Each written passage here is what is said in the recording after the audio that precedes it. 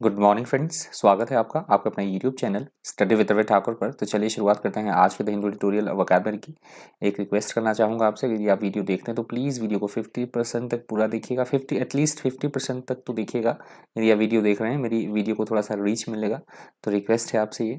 पहला हमारा वर्ड है आज का अपसर्ज। पहला एडिटोरियल का हेडिंग आप देख सकते हैं अपसर्ज। यहाँ पे नाउन की तरह यूज हुआ है वर्ड। अपसर्ज का मतलब होता है किसी भी चीज़ में बड़ी तेजी के साथ से वृद्धि होना, बढ़ना किसी चीज़ का, उसे बोला जाएगा अपसर्ज।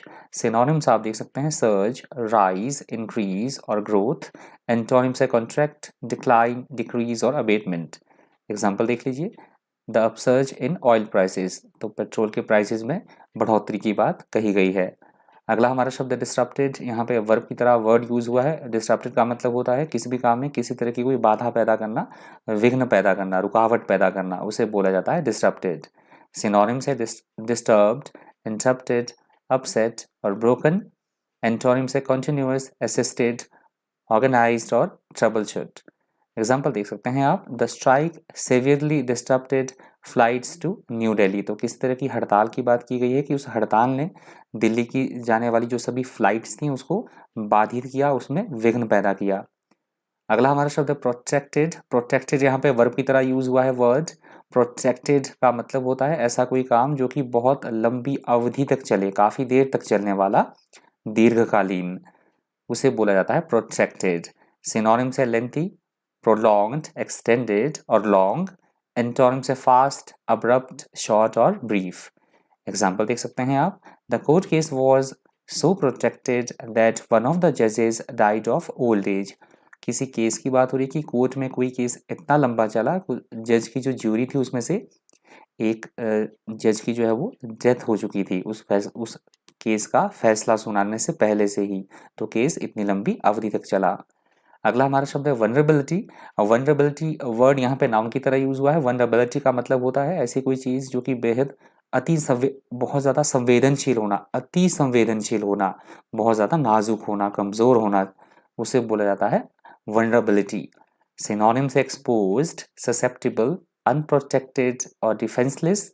एंटोनिम्स है सेफ, सिक्योर, इनवनरेबल और गार्डेड। एग्जाम्पल आप देख सकते हैं कि जो पोल्यूशन है वो अफेक्ट करता है पीपल को, मतलब बहुत सारी बीमारियों की संभावना, संवेदनशीलता बढ़ जाती है इस तरह से पोल्यूशन के कारण, ये हम सभी जानते हैं। तो ये बहुत ज़्यादा अति संवेदनशील एक विषय है। अगला हमारा शब्द डिस्कंसर्टिंगली। डिस्कंसर्टिंगली वर्ड यहाँ पे एडवर्ब की तरह यूज हुआ है। डिस्कंसर्टिंगली का मतलब होता है क्षुब्धता के साथ, एम्बेरसिंग मैनर में कोई चीज़ें होना, या परेशान कर देने वाला, चिंतित कर देने वाला कोई चीज़, उसे बोला जाता है डिस्कंसर्टिंगली। डिस्कंसर्टिंगली के आप सिनोनिम्स देख सकते हैं, अपसेटिंग, डिस्टर्बिंग, कंफ्यूजिंग और अनसेटलिंग। एंटोनिम्स है कंफर्टिंग, प्लीजिंग, एफेबल और अम्यूजिंग। एग्जाम्पल आप देख सकते हैं, she was disconcerted when everyone stopped talking and looked at her. किसी महिला की बात हो रही है कि वो एकदम से क्षुब्ध सी नजर आई, परेशान सी, चिंतित सी नजर आई, जब सबने बोलना बंद कर दिया और सभी उसकी तरफ देखने लगे। अगला हमारा शब्द है बैडली। बैडली वर्ड यहाँ पे एडवर्ब की तरह यूज हुआ है। बैडली का मतलब होता है मुश्किल से कोई चीज होना, बिल्कुल बहुत मुश्किल से, केवल या किसी के अभाव में, कमी होना किसी चीज की, उसे भी बोला जाता है बेयरली, या मुश्किल से ही कोई चीज होना, that is called badly. Synonyms आप देख सकते हैं हार्डली, स्कैर्सली, जस्ट और लिटिल। एंटोनिम्स है कंप्लीटली, फुली, कंसिडरेबली और इजीली। एग्जाम्पल देख लीजिए, I was so tired I could badly stand up. कि मैं इतना थका हुआ था कि मैं मुश्किल से ही खड़ा हो पा रहा था, मैं इतना थका हुआ था। अगला हमारा शब्द है डेमोलिश। यहाँ से दूसरे एडिटोरियल का हेडिंग भी शुरू हो रहा है, आप हेडिंग देख सकते हैं। डेमोलिश का मतलब होता है किसी भी चीज को बर्बाद कर देना, तहस नहस कर देना, नष्ट कर देना। खासतौर पर जो बिल्डिंग्स होती है, इमारतें होती हैं, उसकी बात की गई है एडिटोरियल में। तो किसी भी चीज को गिरा देना, बर्बाद कर देना, नष्ट कर देना, that is called demolish. Synonyms है डिस्ट्रॉय, रैक, रुइन, क्रश और डेवास्टेट। एंटोनिम्स है बिल्ड, क्रिएट, फैशन और कंस्ट्रक्ट। एग्जाम्पल देख लीजिए, the old shops were demolished and a supermarket was built in their place. तो बात कही गई है कि जो पुरानी दुकानें हैं उनको नष्ट कर दिया गया, मतलब गिरा दिया गया, और उसकी जगह पे एक सुपरमार्केट जो है वो बना दी गई। अगला हमारा शब्द है राइटर्स। राइट से बना राइटर्स। राइटर्स होते हैं वे लोग जो कि दंगा भड़काते हैं, किसी तरह का विद्रोह करते हैं, दंगा भड़काने वाले, विद्रोह करने वाले लोग, उन्हें बोला जाता है राइटर्स। सिनोनिम्स आप देख सकते हैं, इंसर्जेंट्स, मिलिटेंट्स, एजिटेटर्स और एंटागोनिस्टिक्स। एंटागोनिस्टिक्स एंटोनिम्स है एलीज, बडीज, फेवरेट्स और फ्रेंड्स। एग्जाम्पल देख लीजिए, the writers were taken away by force. तो इस तरह के दंगाइयों की बात की गई है, विद्रोहियों की बात की गई है कि उन्हें जबरदस्ती वहां से ले जाया गया, हटाया गया। अगला हमारा शब्द है प्रोसेशन। प्रोसेशन वर्ड यहाँ पे नाउन की तरह यूज हुआ है। प्रोसेशन का मतलब होता है किसी तरह की कोई शोभा यात्रा निकालना, कोई जुलूस, कोई बारात, उसे बोला जाता है प्रोसेशन। प्रोसेशन के सिनोनिम्स आप देख सकते हैं, परेड, प्रोग्रेशन, मार्च, कारवां, ये कारवां वर्ड हम बहुत बार डिस्कस कर चुके हैं, और लाइन। एंटोनिम्स है रिट्रीट, रिग्रेस और रिसेस। एग्जाम्पल देख लीजिए, I did not go out in procession of my own free will. कोई व्यक्ति ये बात कर रहा है कि मैं उस जलसे में या उस शोभा यात्रा में अपनी इच्छा से नहीं गया था, मुझे ले जाया गया था। अगला हमारा शब्द है एजेसेंट। एजेसेंट वर्ड यहाँ पे एडजेक्टिव की तरह यूज हुआ है। एजेसेंट का मतलब होता है साथ साथ होना, बैठे होना। जैसे ये दो लड़कियां आप देख सकते हैं फोटो में, तो ये साथ साथ बैठी हैं, तो सन्निकट, एक दूसरे के साथ साथ होना, संलग्न होना चीजों का, उसे बोला जाता है एजेसेंट। सिनोनिम्स है near, adjoining, close, neighbouring, nearby और नेक्स्ट। एंटोनिम्स है डिस्टेंट, रिमोट, फार और अवे। एग्जाम्पल देख लीजिए, she works in the office adjacent to mine, मतलब वो मेरे ऑफिस में काम करती है, मेरे साथ ही मेरे ऑफिस में वो काम करती है। अगला हमारा शब्द है मॉस्क। मॉस्क वर्ड यहाँ पे नाउन की तरह यूज हुआ है। मॉस्क का मतलब होता है, जैसे हिंदुओं का मंदिर होता है तो मुसलमानों का मस्जिद होता है। मुसलमान अपनी वर्शिप के लिए मस्जिद जाते हैं, तो उस बिल्डिंग को, उस मस्जिद को बोला जाता है इंग्लिश में मॉस्क। सिनोनिम्स है टेम्पल, श्राइन, मस्जिद और चर्च। एंटोनिम्स है फैटलिटी, इनकम्प्लीट, लिमिटेड और रिस्ट्रिक्टेड। एग्जाम्पल देख लीजिए, this mosque needs a new imam. तो यही बात की जा रही है कि इस मस्जिद को एक नए इमाम की ज़रूरत है। अगला हमारा शब्द है एनक्रोचमेंट। यहाँ पे नाउन की तरह वर्ड यूज हुआ है। एनक्रोचमेंट का मतलब होता है दूसरे की ज़मीन को ज़बरदस्ती हड़प लेना, या ऐसी जगह पे चले जाना जहाँ पे मतलब प्राइवेट प्रॉपर्टी में ज़बरदस्ती घुस जाना विदाउट परमिशन, उसे बोला जाता है एनक्रोचमेंट, या दूसरे की ज़मीन को हड़पना, अतिक्रमण करना, that is called encroachment. Synonyms है वॉयलेशन, इन्वेजन, इंट्रूजन और ट्रेसपास। एंटोनिम्स है अफेक्शन, बेनेवोलेंस, कंपैशन और कंसिडरेटनेस। कंसिडरेटनेस। एग्जाम्पल देख लीजिए, an anti encroachment drive is going on in full swing in UP, MP. तो इस तरह से एमपी की बात की गई कि एमपी में इस तरह का जो अतिक्रमण संबंधी जो चीज़ें हैं उनसे निपटने के लिए बहुत बड़ा अभियान चलाया जा रहा है, और इसी के बारे में एडिटोरियल दिया गया है, मध्य प्रदेश के बारे में दिया गया एडिटोरियल। हमारा अगला वर्ड है डेमोलिशन। डेमोलिशन यहाँ पे नाउन की तरह यूज हुआ है वर्ड। डेमोलिशन का भी वही मतलब होता है जो डेमोलिश का होता है, मैंने दोनों वर्ड ले लिए हैं। डेमोलिशन का भी मतलब होता है किसी भी चीज़ को तहस नहस कर देना, गिराना, तोड़ना, तोड़ फोड़ करना, तबाही करना, that is called demolition. Synonyms है डिस्ट्रक्शन, डेवास्टेशन, रुइन, रैकिंग और डेमोलिशमेंट। एंटोनिम्स है रिहेबिलिटेशन, कंस्ट्रक्शन, रेनेसांस और स्ट्रक्चर।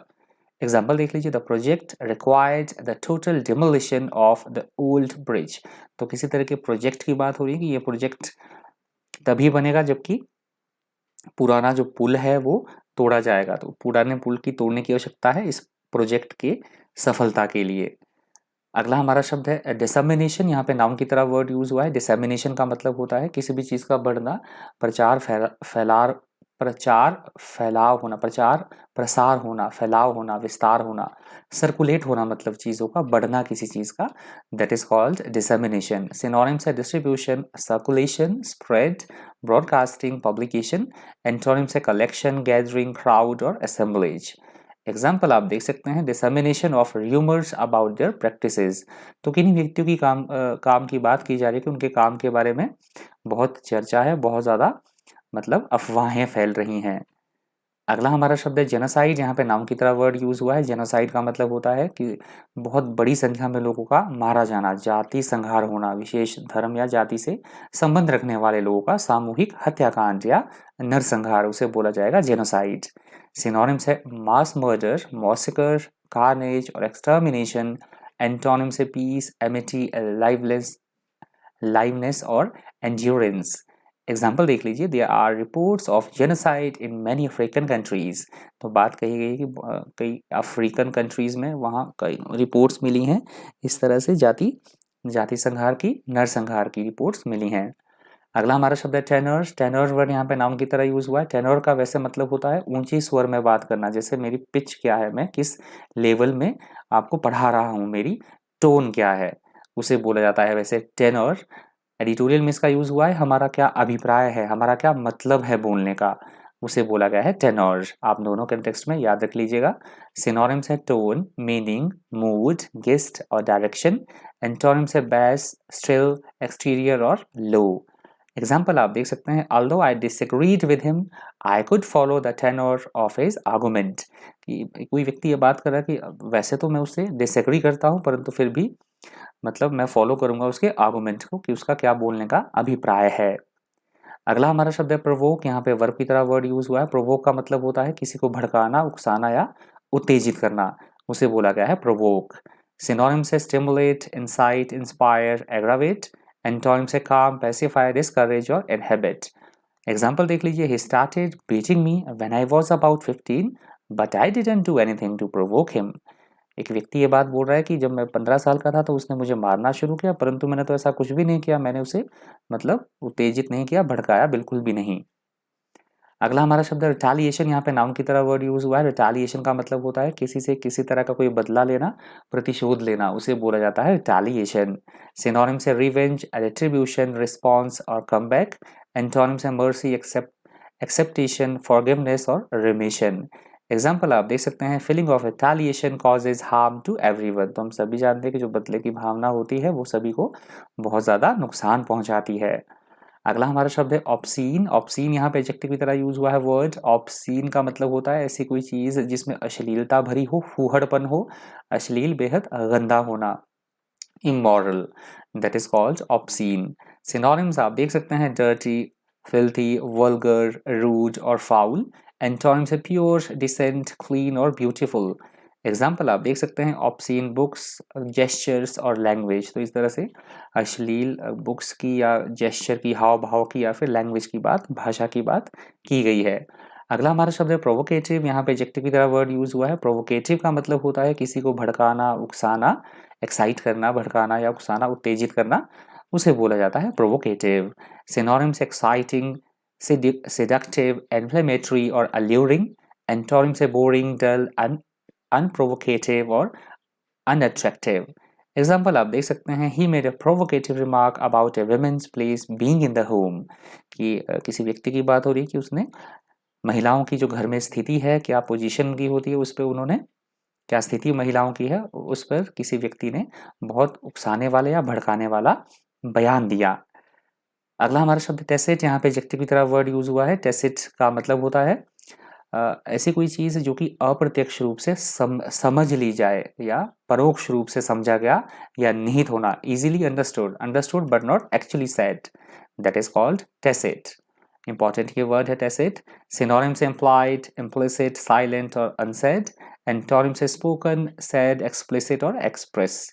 एग्जाम्पल आप देख सकते हैं, he tacitly admitted that the government had breached regulations. तो एक सरकारी अधिकारी ये बात कर रहा है कि उसने ये अप्रत्यक्ष रूप से ये स्वीकार किया, ये एडमिट किया कि सरकार ने किसी तरह की रूल्स और रेगुलेशन को, जो है वो रेगुलेशंस को ब्रेक किया है, तोड़ा है। तो ये लास्ट वर्ड था आज के लिए हिंदू ट्यूटोरियल वोकैबुलरी से। प्लीज़ मुझे बताइएगा कोई आपको सजेशन कोई रिक्वायर्ड है, आपको किस तरह से वीडियो चाहिए, कितने बजे। मैं 7 बजे तो डाल ही देता हूँ टाइम के रिगार्डिंग, या कोई भी किसी भी तरीके से आपको मॉडिफिकेशन कंटेंट में अगर करवानी है तो प्लीज़ मुझे कमेंट करके ज़रूर बताइएगा। और 50% प्लीज़ वीडियो को देख लिया कीजिएगा। 50% अगर आप देखते हो तो यूट्यूब पे मेरी जो वीडियो है उसको थोड़ा सा रीच मिलेगा। तो ये रिक्वेस्ट है आपसे, प्लीज़ 50% तक अगर आप देखते हैं तो प्लीज़ देखा कीजिए। कोई आपका सजेशन हो, कोई सुझाव हो तो प्लीज़ कमेंट बॉक्स में ज़रूर करके मेंशन कर दीजिएगा। तो इस वीडियो में इतना ही। इसी तरह के इन्फॉर्मेटिव वीडियोज़ के लिए बन रही है चैनल पर। Thank you, thanks for watching.